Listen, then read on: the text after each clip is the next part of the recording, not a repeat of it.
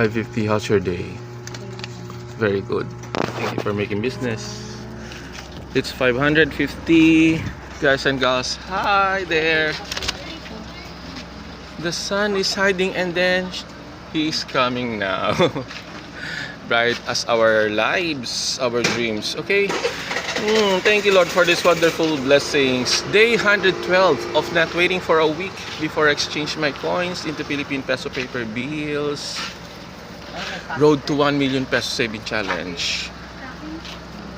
Do the same thing, okay? Earn, save, invest on your own, not in any networking or in any pyramiding scams. Do you like my hairstyle? My hairdo? My headdress? What's... I'm lost. Earn, save on your own, not in any networking or in any pyramiding scams. Not too good to be true. Promises, business transactions, or any business proposals. Avoid that. Otherwise, when you got failed, you will feel upset, sad, devastated, mad, angry, or whatever ill feelings. Sorry, I'm lost. And then your dreams will not push through, will not prosper. Okay, be aware and beware. Earn, save, and then after that, expand and enjoy. Okay, bye for now.